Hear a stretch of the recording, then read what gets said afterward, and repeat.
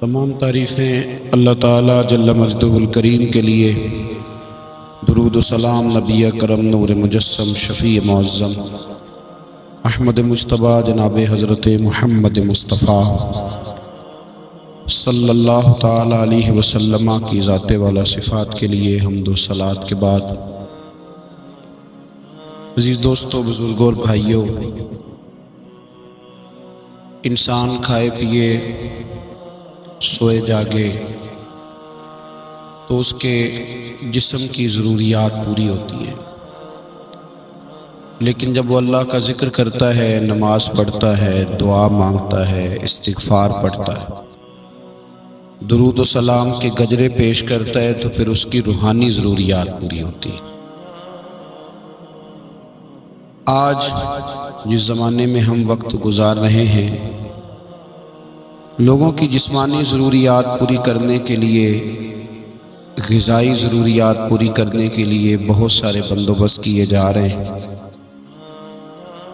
لیکن جتنا لوگ اپنی ظاہری ضروریات میں خود کفیل ہوتے جا رہے ہیں، اتنا ہی زیادہ وہ روحانی طور پر کمزور ہوتے جا رہے ہیں۔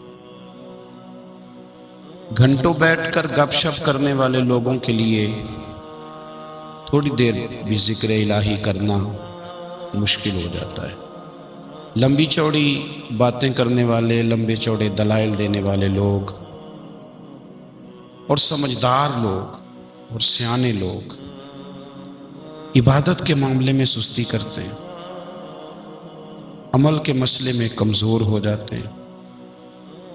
تسبیحات کرنا، وظائف پڑھنا، درود و سلام پڑھنا، کم بولنا، سچی بات کرنا، صبر سے رہنا، شکر کو اپنانا، قناعت اختیار کرنا، حسد، بغض، عداوت سے بچنا، یہ لوگوں کے لیے مشکل ہو جاتا ہے۔ پھر اس کا نقصان یہ ہے کہ معاشرہ ایک عجیب سی بے سکونی اور بے قراری کا شکار ہے۔ جیب میں بہت زیادہ پیسے رکھنے والا، خوش شکل نظر آنے والا، پیٹ بھر کے روٹی کھانے والا شخص بھی ڈھونڈتا پھرتا ہے کہ آخر میں پریشان ہوں کیوں۔ آپ انسانیت کی تاریخ پڑھیں گے تو آپ کو معلوم ہوگا کہ انسان نے کبھی پتھر کی پوجا کی، کبھی معاذ اللہ چاند سورج کی،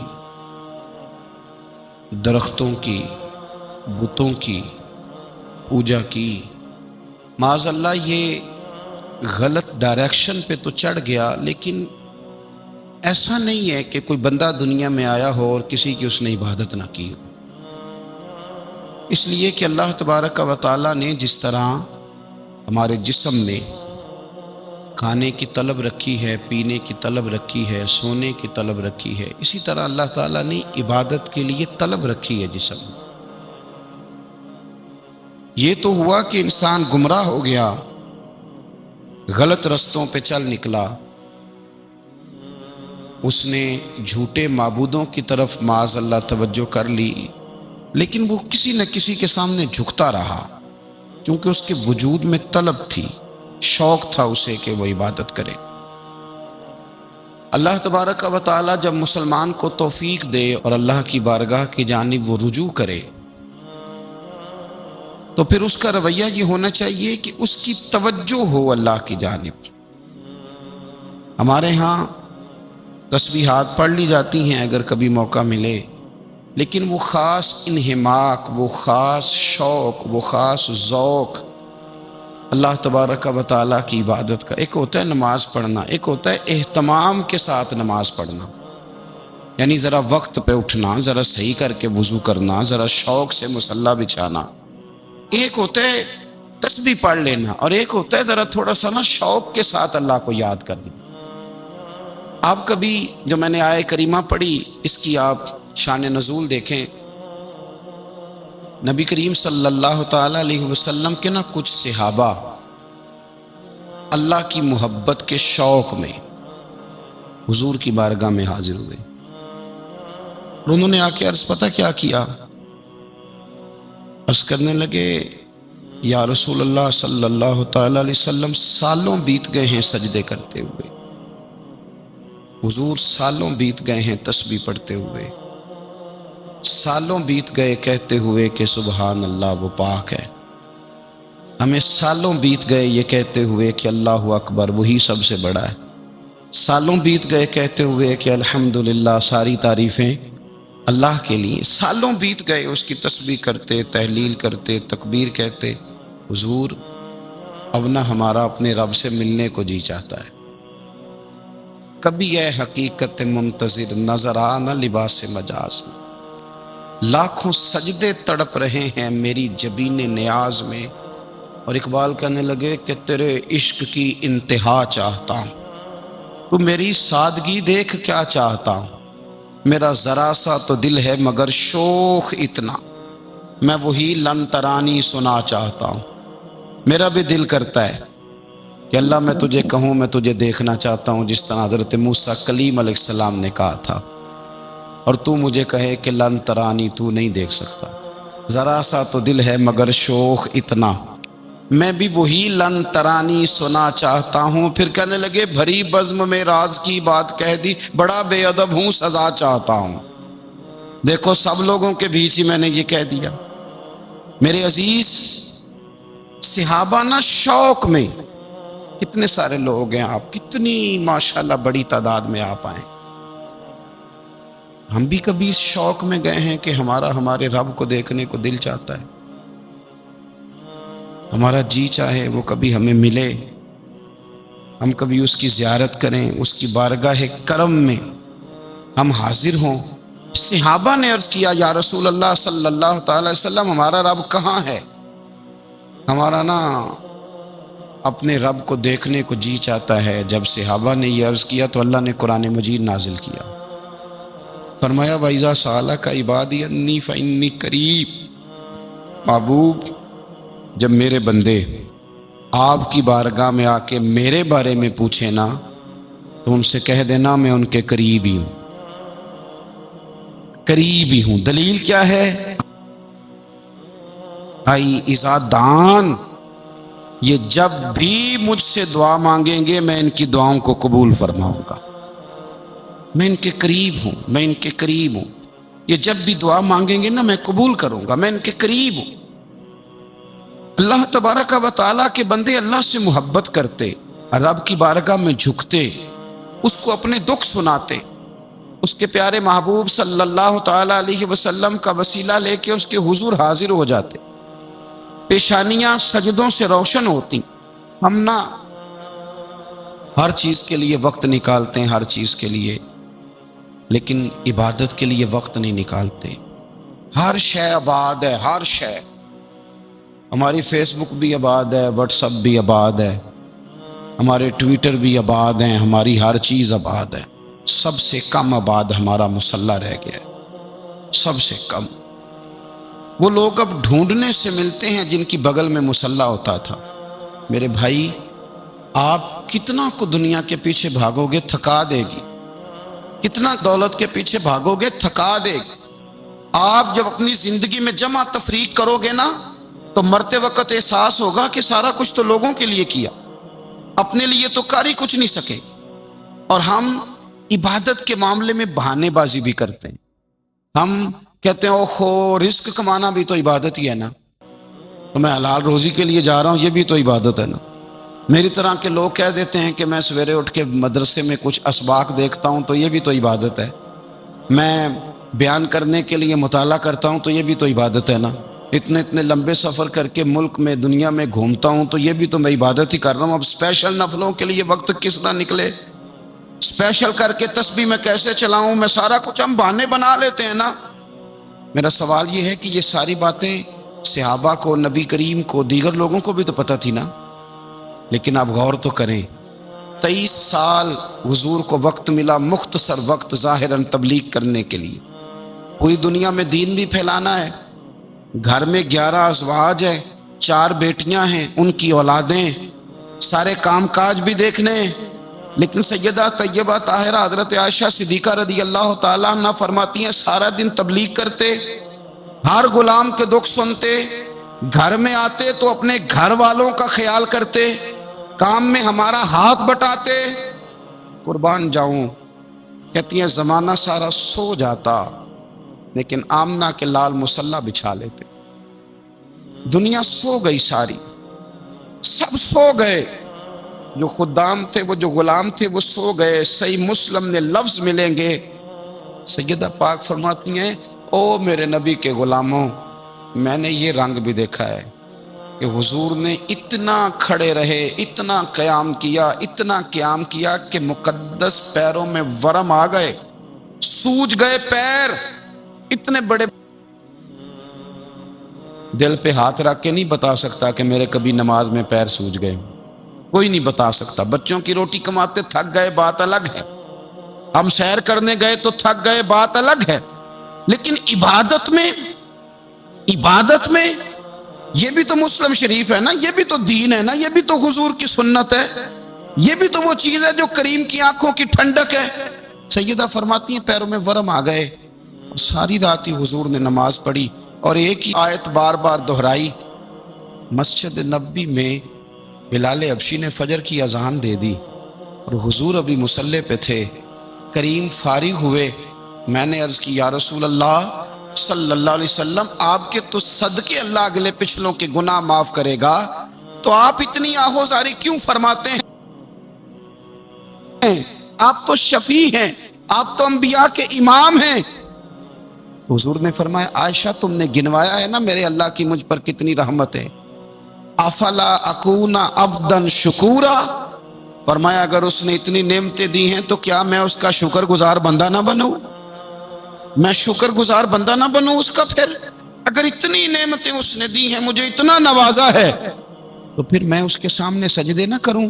او میرے بھائی، بڑے قابل فخر لوگ ہیں ہم کہ ہم نبی پاک کے غلام ہیں، ہم قابل فخر ہیں کہ نبی کریم کے غلام ہیں۔ کیا کبھی اس غلامی کے شکرانے میں بھی دو نفل پڑھے کہ یا اللہ تیرا شکر ہے تو نے ہمیں حضور کا غلام بنایا ہے؟ یاد رکھیں کہ اپنی روحانی زندگی کو آباد کریں، استغفار پڑھیں، تسبیحات کریں۔ حضرت عبداللہ ابن عمر رضی اللہ تعالیٰ عنہ حضرت عمر کے صاحبزادے ہیں، مکہ مکرمہ میں ان کی قبر ہے۔ میں نے جب انہیں پڑھا تو مجھے ان سے بڑا پیار ہو گیا، لیکن آپ کو پتہ ہے وہاں جا کے کسی شخص کا مزار تلاش کرنا یا پوچھنا ایک مشکل کام ہوتا ہے۔ ایک دفعہ میں مکہ شریف میں حاضر تھا، ایک گاڑی والا ڈرائیور مجھے کہنے لگا کہ مولانا میں آپ کو جانتا ہوں، مجھے آپ سے محبت ہے، ایک بات بتاؤں آپ کو؟ میں نے کہا بتاؤ۔ کہنے لگے حضرت عبداللہ ابن عمر کی قبر دیکھنی ہے۔ میں نے کہا یہ تو نہیں کہہ رہا، یہ کسی نے بندوبست کرایا ہے، یہ اللہ نے تیرے دل میں بات ڈالی ہے، یہ ہو گیا تو لے چل مجھے۔ حضرت عبداللہ ابن عمر کو نبی پاک نے فرمایا تھا راجل صالح، یہ نیک بندہ ہے، یہ متقی آدمی۔ حضرت عبداللہ ابن عمر رضی اللہ تعالیٰ عنہ سیدنا فاروق اعظم رضی اللہ تعالیٰ عنہ کے صاحبزادے ہیں، اور ان کی ہمشیرہ سیدہ حفصہ رضی اللہ تعالیٰ عنہ حضور کی زوجہ محترمہ۔ ایک دن اپنی ہمشیرہ سے کہنے لگے کہ نبی کریم صلی اللہ تعالیٰ علیہ وسلم گھر میں آئے نا، اور اگر حضور غم امت میں پریشان نہ ہوں، طبیعت کو حشاش بشاش دیکھو، تو ذرا پوچھنا تو صحیح حضور کا میرے بارے میں کیا خیال ہے، پوچھنا تو صحیح کہ کریم کی بارگاہ میں میرا کیا مقام ہے، میرے بارے میں حضور کیا فرماتے ہیں۔ اب بہن کو کام بتائے، اور بتائے بھی بھائی، اور پھر بہن وہ کام نہ کرے، یہ تاریخ میں ہوتا نہیں۔ حضرت عمر فاروق رضی اللہ تعالیٰ عنہ کی صاحبزادی ام المومنین رضی اللہ تعالیٰ عنہ فرماتی ہیں کہ میں تو بس منتظر تھی، انہوں نے تو کہا تھا نا کہ اگر تم حشاش بشاش دیکھو تو بات کرنا، لیکن حضور تشریف لائے، میری باری تھی، میرے گھر تشریف لائے، کھانا پیش کیا تو فوراً میں نے عرض کی حضور ایک بات پوچھنی تھی۔ حضور نے فرمایا پوچھئے۔ میں نے عرض کی حضور میرے بھائی عبداللہ ابن عمر کے بارے میں آپ کا کیا خیال ہے؟ نوجوانوں میری بات پہ غور کرنا، میرے بھائی کے بارے میں آپ کا کیا خیال ہے؟ تو نبی کریم صلی اللہ تعالیٰ علیہ وآلہ وسلم نے میری طرف دیکھا، اور پھر حضور زیر لب تھوڑا مسکرائے، اور بریلی کے امام کہتے ہیں کہ حضور مسکرا دیتے تھے نا تو جو بڑا دکھی ہوتا تھا وہ بھی ہنس پڑتا تھا۔ اب سوال پیدا ہوتا تھا کہ پھر تو اس مسکراہٹ کے لیے انتظار کرنا پڑتا ہوگا کئی کئی مہینے کہ حضور مسکرائیں تو رونے والے ہنسیں، تو اعلیٰ حضرت فرماتے نہیں، انتظار نہیں کرنا پڑتا، یہ مسکراتے رہنا تو حضور کی عادت ہے۔ جس کی تسکین سے روتے ہوئے ہنس پڑے اس تبسم کی عادت پہ لاکھوں سلام، یعنی یہ تو عادت ہے حضور کی مسکراتے رہنا، اس کے لیے انتظار نہیں کرنا پڑتا۔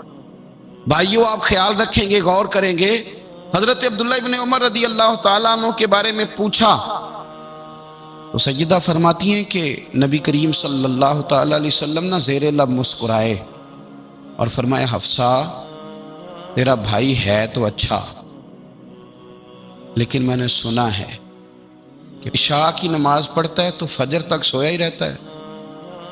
او نوجوانوں، 10 بجے تک سونے کی بات نہیں ہوئی، 9 بجے تک سونے کی بات نہیں ہوئی، 11 بجے اٹھنے کی بات نہیں۔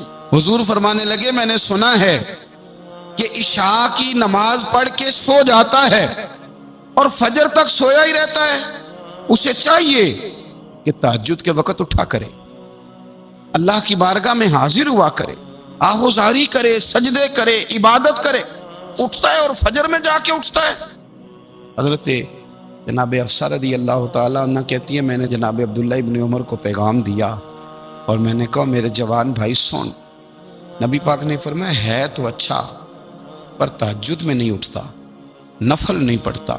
او میری ملت کے جوانوں، مزہ نہیں آ جاتا جب ساری دنیا سوئی ہو، ساری دنیا، اور بستر بھی گرم ہو اور نیند بھی پورا غلبہ کر رہی ہو، اور اچانک گھنٹی بجے دماغ میں، آنکھ کھلے، گھڑی پہ نظر پڑے، 3:30 4 بجے کا پیغام گھڑی بتائے، اور کوئی چڑھتی جوانی والا اٹھ کے وضو کرے، اور جب وہ مصلی کھول کے بچھائے تو مدینے والے محبوب کہتے ہیں کہ ہر نماز پہ رب ثواب دیتا ہے، اور جو اٹھ کے تہجد کی نماز پڑھے اسے دیکھ کے تو رب مسکراتا ہے، جو اس کی شان کے لائق ہے، جو اس کی شان کے لائق، وہ مسکراتا ہے، خوش ہوتا ہے کہ میرا بندہ تہجد میں اٹھ گیا، وہ مسکراتا ہے۔ کاش ہماری صبحیں کبھی اپنے مالک کے نام ہو جائیں، کاش کے صبح۔ حضرت ابو الحسن رحمۃ اللہ تعالی علیہ حضرت معاذ ابن جبل رضی اللہ تعالیٰ عنہ کے پاس بیٹھا کرتے تھے، فرماتے ہیں ان سے جو پیار بڑھا تو پھر میرا مصلی سے بھی بڑھ گیا۔ تابعی ہیں، فرماتے ہیں صحابی رسول سے محبت ہوئی تو ذکر سے بھی ہو گئی، پھر درود شریف سے بھی ہو گئی، محبت ان سے بڑھی تو پھر اللہ نے مسجد کا پیار بھی بڑھا دیا۔ آپ فرماتے ہیں کہ میری ہر وقت طبیعت چاہتی تھی کہ بس اللہ اللہ کروں، بس اللہ اللہ کروں، بس نہ میں ذرا تھوڑی جان چھڑاؤں لوگوں سے، کو 10 منٹ ملیں تو میں کو 4 نفل پڑھ لوں، میں تھوڑا سا نہ بچوں لوگوں سے، اور مجھے تسبیح ملے تو میں نہ کچھ 400-500 دفعہ استغفار پڑھوں، سبحان اللہ، الحمدللہ، اللہ اکبر، لا حول ولا قوت الا باللہ، میں نہ تسبیحات پڑھوں۔ فرماتے ہیں کہ بچے تھے گھر میں 6-7، غربت تھی، کام ملتا کوئی نہیں تھا، اور میں کام چور نہیں تھا، کام ڈھونڈتا تھا، پر اللہ کی قدرت کے کام نہیں ملتا تھا۔ فرماتے ہیں کہ میں نے ایک دن اپنی اہلیہ سے کہا کہ آج میں پھر جاتا ہوں کام ڈھونڈنے، تو میری بیوی بڑی فرما بردار تھی، پر اس دن نہ غربت کے ہاتھوں تنگ آ کے کہنے لگی آج نانا کوئی تو چیز لے کے آیا، اور مجھ سے بچوں کی بھوک نہیں دیکھی جاتی، یہ سب روگاں دا روگ محمد جس دا نام غریبی، کنڈ بلا کے لنگ جاندے نہیں دوست یار قریبی، آج نہ کچھ لے کے آیا تو میں بچے لے کے میکے چلی جاؤں گی۔ شیخ فرماتے ہیں کہ میں بڑا پریشان گھر سے نکلا، پر میں نے صبح سے لے کے زور تک کام ڈھونڈا، کام ملا کوئی نہیں، تو میرے دل میں خیال آیا چلو کام نہیں ملتا تو اللہ اللہ تو کرے نا، چلو بندوں کی مزدوری نہیں ملتی تو رب کریم کی عبادت ہی کرتے ہیں۔ فرماتے ہیں کہ میں نے نا فرات کے پانی سے وضو کیا، نہر کے، شدید دھوپ تھی، ساتھ ریت تھی اور ریت تپ رہی تھی، میں نے اپنا رومال وہیں مصلی کے طور پر بچھا لیا، اور فرماتے ہیں کہ زور سے لے کر عصر تک نماز پڑھی، دھوپ بھی پورے زور پہ، پر میرے سجدے کا ذوق بھی پورے زور پہ۔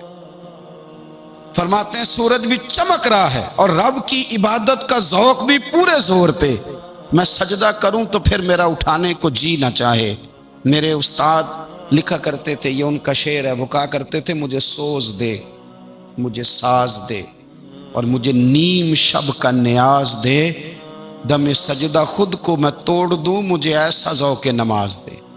اور میں تیری بہار کا پھول ہوں، میں کھلا بھی ہوں تو تیرے لیے، مجھے میری شاخ سے توڑ لے، مجھے اپنی زلف کا ناز دے۔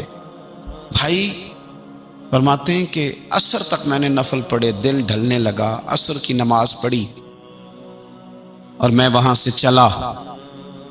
اب میں جب نکلنے لگا تو دل میں خیال آیا کہ چھوٹی چھوٹی دیواریں ہیں گھر کی، بغیر کچھ لیے جاؤں گا تو بیوی دور سے دیکھے گی تو شور کرے گی کہ پھر خالی ہاتھ آ گیا ہے۔ کہتے میں نے اپنی اسی رومال میں جس پہ میں نے نماز پڑھی تھی نا، رومال میں، یہ عقیدہ پنجابی جسافہ کہتے ہیں، اسی میں نا میں نے کچھ ریت بھر لی کہ وہ دور سے دیکھے گی تو سمجھے گی کچھ لے کے آیا ہے، چلو جا کے اسے بتا دوں گا کہ آج پھر مزدوری نہیں ملی۔ کہتے ہیں وہ ریت لے کر جب میں گھر میں گیا تو پہلے بیوی دروازے پہ کھڑی ہوتی تھی، پوچھتی تھی خالی ہاتھ آ گئے ہو؟ آج میں نے دیکھا تو ہے ہی کوئی نہیں۔ فرماتے ہیں میں اندر داخل ہوا، سلام لیے، کونے میں نے وہ رومال رکھ دیا اور میں نے آواز دی کہ بھلی مانس کہاں ہو؟ تو وہ کہنے لگی آپ منہ ہاتھ دھو لیں، میں روٹی لے کے آئی۔ میں نے کہا روٹی کہاں سے آ گئی؟ یہاں تو کئی دنوں کے فاقے، تو کئی دنوں کی غربت ہے، یہاں تو اس گھر میں تو فقیری ہے۔ فرماتے ہیں کہ وہ روٹی لے کے آئی اور اس وقت کی جو موجودہ نعمتیں تھیں، سمجھ لیں سلاد، اچار، ہر چیز ساتھ لائی۔ میں نے کہا کہ بچے کہاں گئے؟ کہنے لگی وہ کھانا کھا کے کھیلنے گئے، آپ کھانا کھا لیں آ جاتے۔ کھانا اس نے چن دیا۔ میں نے حیرت انگیز لہجے میں ساری نعمتیں اپنے دسترخوان پہ دیکھ کر کے بیوی سے پوچھا یہ کہاں سے آیا کھانا؟ بچوں کو تو نے کہاں سے کھانا کھلایا؟ یہ سارا کچھ کیسا ہے؟ کہنے لگی پتہ نہیں آج آپ کس کریم کی مزدوری کرنے چلے گئے تھے، پتہ نہیں کس کریم کی، میرے گھر میں تو اتنی نعمتیں آئی ہیں کہ مجھ سے سنبھالی نہیں جا رہی، اتنا اناج ہے، اتنا گندم ہے، کس کریم کے دروازے آج چلے گئے تھے؟ یہ کہتے کہتے وہ اٹھی اور اٹھ کر کے کہنے لگی پہلے ہی بڑا کچھ آیا تھا، اب کیا لے آئے ہو؟ اور جا کر کے نا اس نے وہ ریت والا رومال کھولا، کہنے لگے میں تو لے کے آیا تھا ریت، تو میرے رب نے اسے بھی سونے اور ہیرے بنا دیا تھا۔ جب آپ کی توجہ اللہ کی جانب، میرے نبی پاک صلی اللہ تعالی علیہ وسلم نے فرمایا ہر چیز اپنے رب سے مانگ، ہر چیز مانگ، ہر چیز مانگ۔ یا رسول اللہ کیا کچھ؟ میرے محبوب نے فرمایا تیرے گھر میں نمک بھی ختم ہو جائے تو وہ بھی اپنے رب سے مانگا کر، تو مانگنا وہ تجھے دے گا، تو اس کی بارگاہ میں کشکول طلب دراز تو کرنا۔ اور ترمذی شریف میں عجیب لفظ ہیں، رسول کائنات نے فرمایا، رب کریم فرماتے ہیں جب میرا بندہ ہاتھ اٹھاتا ہے نا تو مجھے حیا آتی ہے کہ میں خالی کیسے لوٹا دوں اس کے، اتنے بڑے بادشاہ کی بارگاہ میں۔ او بھائی لوگوں سے عزتیں تلاش کرتے ہو تو وہ کیا تمہیں عزت دیں گے؟ وہ تو کل اچھا کہتے ہیں پرسوں برا کہنے لگ جاتے ہیں۔ لوگوں کے سامنے گڈ بک میں آنا چاہو گے تو وہ تو سویرے تمہارے بارے میں کچھ کہیں گے، شام کچھ اور کہیں گے۔ اپنی روحانی زندگی آباد کریں، اپنے مسلح کو وقت دیں، اور دنیا سے چھپ کر اس موبائل کو بند کر کے اور اپنے آپ سے بھی چھپ کے اور تنہا ہو کے چھپا کے سارا کچھ اپنے آنسو اپنے رب کی بارگاہ میں پیش کریں، اس کے حضور حاضری دیں۔ سنو نا ترمذی کی حدیث اور اسے یاد رکھنا، نبی پاک علیہ السلام نے فرمایا اپنے دکھ لوگوں کے سامنے نہ بیان کرنا، سیٹھوں نوابوں کو نہ بتاتے پھرنا، دنیا داروں کے سامنے جا کے نہ رونا کہ میں تکلیف میں ہوں۔ اور میں اگر دنیا داروں کو دکھ بتاؤ گے رب تمہیں کبھی غنی نہیں کرے گا، اور لوگ ہیں کہ الٹا مذاق اڑائیں گے۔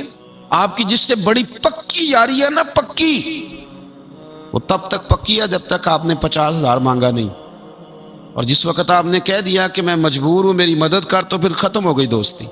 لوگوں کی تعلقات آپ کے ساتھ تب تک ہیں جب تک آپ ان سے کوئی ضرورت وابستہ نہیں کرتے۔ کریم محبوب فرمانے لگے بندوں کے سامنے دکھ نہ بیان کرنا، اللہ تجھے کبھی غنی نہیں کرے گا۔ تو اپنے دکھ اپنے رب کو بتا، تو دعائیں مانگ، تو اس کی بارگاہ میں حاضر ہو، تو اس کے حضور عرض کر۔ فرمایا اپنے دکھ اپنے رب کو بتا، وہ جلدی کرے یا دیر سے کرے تجھے ساری دنیا سے بے نیاز کر دے گا، تجھے کسی کا محتاج نہیں رہنے دے گا۔ اپنے مسلح کو، اپنی دعاؤں کو. ایک بزرگ فرماتے ہیں میں نے دعا مانگنے کا طریقہ اپنی بیوی سے سیکھا. دعا مانگنے کا طریقہ اپنی، سیکھنے والے تو اپنے بچوں سے بھی سیکھ لیتے ہیں، سیکھنے والے تو ہر ایک سے سیکھتے ہیں. وہ کہتے ہیں میں نے دعا مانگنے کا سلیقہ اپنی بیوی سے سیکھا ہے. حضرت وہ کس طرح؟ فرمانے لگے میری بیوی نے نا مجھے کوئی کام بتایا، کچھ پیسوں کی ضرورت کے لیے کہا، تو میں نے اسے کہا کہ بھئی ابھی میرے پاس نہیں ہے، کچھ دنوں میں آتے ہیں تو میں دے دوں گا. عورتوں کی عادت ہوتی ہے وہ بار بار یاد کراتی ہیں. 2-4 دنوں کے بعد پھر اس نے کہا حضرت وہ میں نے کہا تھا کچھ پیسے، میں نے اسے کہا کہ ابھی میرے پاس نہیں ہے، کچھ دنوں میں ملتے ہیں تو میں تمہیں دے دوں گا.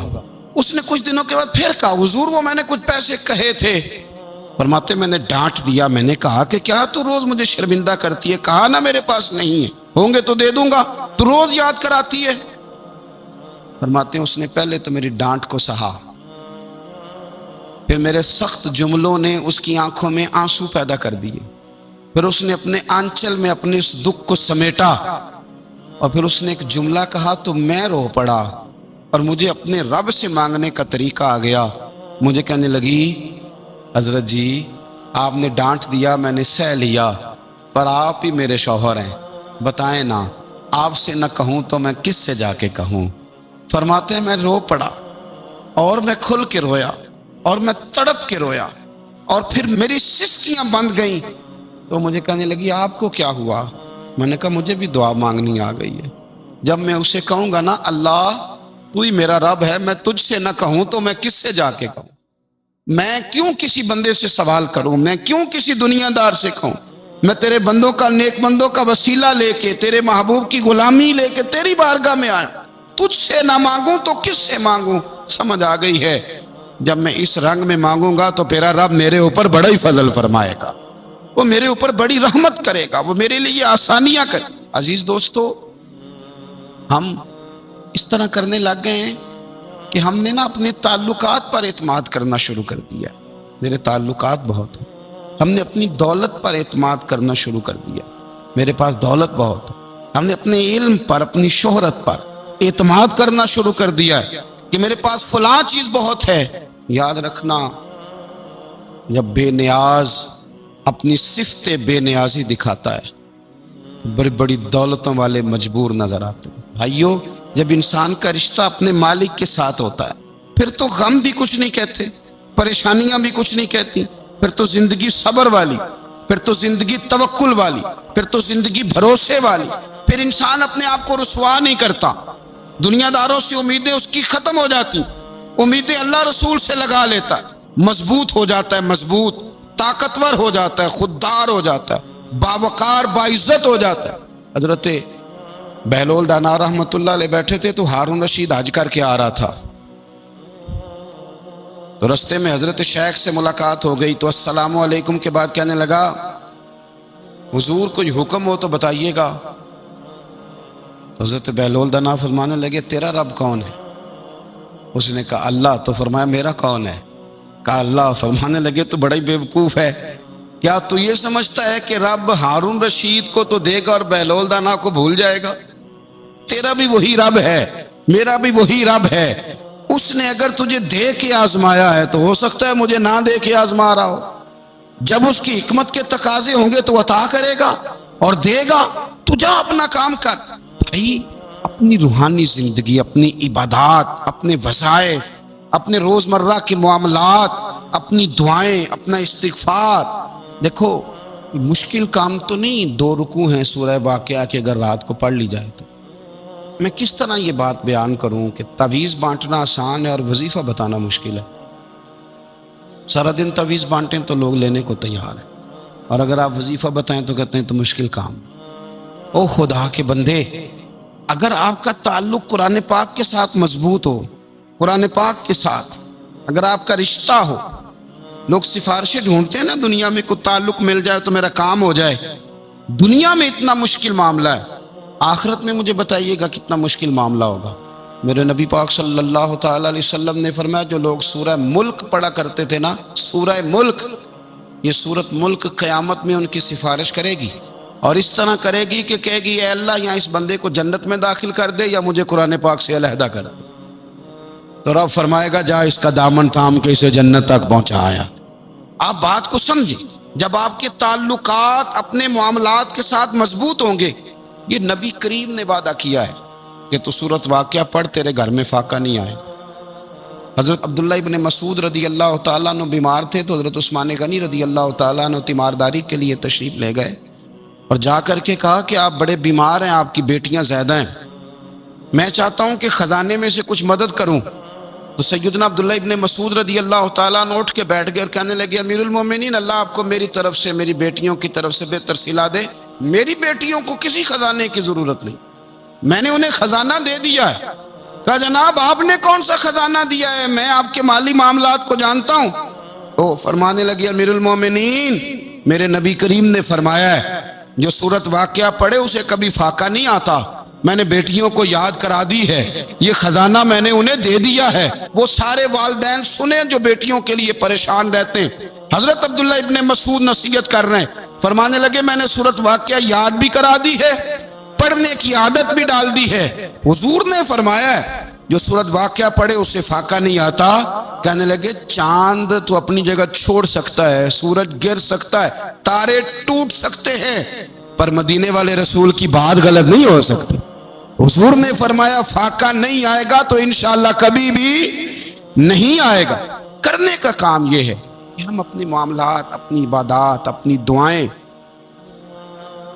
کبھی 10 منٹ عادت ہو جائے نا دعا مانگنے کی علیحدہ سے رات کو. حضور نے فرمایا جو فرض نماز کے بعد دعا مانگے اللہ اس کی قبول کر لیتا. نبی پاک صلی اللہ تعالیٰ علیہ وسلم نے فرمایا اللہ مسافر کی دعا قبول فرماتا. حضور نے فرمایا اللہ مظلوم کی دعا قبول فرماتا. حضور نے فرمایا بیمار سے دعا کراؤ اللہ اس کی دعا قبول فرماتا ہے. میرے نبی پاک نے فرمایا ماں باپ جب بھی اولاد کے لیے ہاتھ اٹھائیں، ویسے تے بلے شاہ تو آسمانی اڈدیاں ہی پھڑ دیں، جڑا گھر بیٹھا انہوں پڑھیا ہی نہیں. حضور فرمانے لگے ماں باپ جب بھی اولاد کے لیے دعا فرمائیں اللہ ان کی دعا کو قبول کرتا ہے. آپ اپنا تعلق بنائیں دعا کے ساتھ، عبادت کے ساتھ، مصلی کے ساتھ رشتہ بنائیں، استغفار پڑھیں. صلاح الدین ایوبی صلیبی جنگوں میں تھے، رات کو مسجد اقصی میں نماز پڑھی تو پریشان تھے. ایک بزرگ سے ملاقات ہوئی تو وہ کہنے لگے کہ آپ بڑے پریشان ہیں. کہنے لگے حضور پریشان اس لیے ہوں کہ پہلے ہی مسلمان کمزور ہے، اب میں نے سنا ہے دشمن کا ایک بحری بیڑا وہ جنگی سامان سے بھرا ہوا آ رہا ہے، تو اب ان کے پاس اور تلواریں اور نیزے آ جائیں گے، مسلمانوں کے پاس پہلے ہی وسائل کی کمی ہے، پریشان ہو کس طرح کر کے مقابلہ کریں گے. یہ بات کہتے ہی صلاح الدین ایوبی نے بزرگوں سے کہا حضور آپ بھی دعا کرنا، دعا کی بڑی طاقت ہے. میرے نبی پاک نے فرمایا دعا مومن کا ہتھیار ہے، دعا مومن کا. حضور نے فرمایا تقدیر کو سوائے دعا کے کوئی چیز نہیں بدل سکتی. دعا مومن کا ہتھیار ہے، یہ کافر کے پاس کوئی نہیں، یہ ہتھیار ہے مومن کا. اللہ کرے آپ کو سمجھ آئے. پھر سنیں کئی بار کہہ چکا ہوں یہ ہتھیار ہے. کافر کے مقابلے میں جو تیرے پاس سب سے بڑا ہتھیار ہے وہ دعا ہے. دعائیں کرانی چھوڑ دی، کرنی چھوڑ دی، لینی چھوڑ دی. حضرت سیدنا انس بن مالک رضی اللہ تعالیٰ عنہ فرمایا کرتے تھے میں نے وہ رنگ دیکھا ہے جب حضور دعا مانگتے تھے اور حضور کی مقدس آنکھوں میں آنسو بھی ساتھ ہی بہا کرتے تھے، میں نے وہ انداز دیکھا. تو صلاح الدین ایوبی بزرگ سے کہنے لگے آپ بھی دعا کیجیے، اور خود رونے لگے اور سر سجدے میں رکھ کے رونے لگے اور عشاء سے لے کر فجر تک روئے، خوب روئے. صبح وہ بزرگ آئے تو صلاح الدین ایوبی کا خوبصورت اور ہنستا ہوا چہرہ دیکھا. کہنے لگے آپ بڑے خوش ہیں، رات تو میں نے بڑے روتے ہوئے دیکھا تھا. تو کہنے لگے حضور وہ جو بحری بیڑا آ رہا تھا نا وہ پانی میں ڈوب گیا ہے، اب وہ نہیں آ رہا، ابھی خبر آئی ہے تو میں بڑا خوش ہوں. بزرگ کہنے لگے اٹھ سینے سے لگ اور سن ایک بات، وہ بحری بیڑا پانی میں نہیں ڈوبا، وہ تیرے آنسوؤں میں ڈوب گیا ہے. وہ جو تو رات رویا ہے نا رب کریم کی بارگاہ میں تو وہ ڈوب گیا ہے. بھائی اپنا مصلی کا، عبادت کا، وظائف کا، اللہ اللہ کا سلسلہ اس کو مضبوط کرے، اپنی دعاؤں کے تعلق کو مضبوط کرے۔ دعائیں بڑے انقلاب برپا کر دیتی ہیں۔ ہم تھوڑے تھوڑے نا جب سے خشک ہوئے ہیں نا، خشک، اور میری تو جماعت ہی صوفیاء کی جماعت تھی، ہم تو داتا علی اجمیری کی جماعت سے، ہم تو خواجہ اجمیری کی جماعت سے، ہم تو شیخ احمد فاروق سرہندی کی جماعت سے، ہم تو صوفیاء کی جماعت۔ ہماری جماعت نے بھی وہ تعلق جو ہمارے بزرگوں نے بنایا تھا۔ بزرگ اللہ کے قریب کیسے جاتا ہے؟ تو ہمارے یہاں نا بہت سارے لوگ کہتے ہیں جی نظر ہو گئی تو کام ہو گیا۔ بھائی جو بخاری مسلم میں طریقہ ہے نا اللہ کا قرب پانے کا، وہ تو نفل ہے۔ نبی کریم علیہ الصلوۃ والسلام نے فرمایا بندہ نفلوں کے ذریعے رب کے قریب جاتا ہے، اور اتنا قریب جاتا ہے کہ پھر اللہ اس کی زبان بن جاتا ہے، اللہ اس کی آنکھیں بن جاتا ہے، کان بن جاتا ہے، ہاتھ اور پیر بن جاتا ہے۔ تو یہ تو عبادت ہے، یہ تو اللہ کی بارگاہ کی حاضری ہے جو آپ کو اللہ کے قریب کرے گی۔ تو اپنے نماز کو اہمیت دے کے ادا کریں، نمازیں موبائل بند کر کے ادا کریں۔ لیکن نا کچھ لوگ کہتے ہیں مجھے ٹائم نہیں ملتا نماز کا، تو میں کہتا ہوں یہ آپ نے بڑی جرت کی بات کی ہے۔ مجھے کو میرا پیر بھائی کہہ دینا میرے پاس ٹائم نہیں آپ کو ملنے کا، تو میں کہتا ہوں آج کے بعد آنا ہی نہ۔ تو کیا سمجھتا ہے تو بہت بڑا آدمی ہے، تیرے پاس ٹائم نہیں ہے اور ہمیں ملنے کا ٹائم، موج کر۔ آپ نے اللہ رسول کو کہہ دیا ٹائم نہیں۔ اور عجیب فلسفہ ہے نا، کہا جائے نماز پڑھنے آؤ تو کہتے ہیں کپڑے ٹھیک نہیں، اور کہا جائے کہ آؤ ذرا دعوت پہ چلیں تو کہتے ہیں 1 منٹ ٹھہر میں کپڑے بدل کے آیا۔ نماز کے لیے کہا تو کہتا ٹھیک نہیں، دعوت کے لیے کہا تو کہتا میں ذرا تیاری کر لوں، یوں جانا مناسب نہیں۔ یہ معاملہ ٹھیک نہیں۔ رب تو فرماتا ہے کہ جب تو مسجد میں آ تو زینت اختیار کر کے آ، خوب ذوق سے دعا مانگے، خوب شوق سے نماز پڑھیں، خوب استغفار کا مزاج بنائیں۔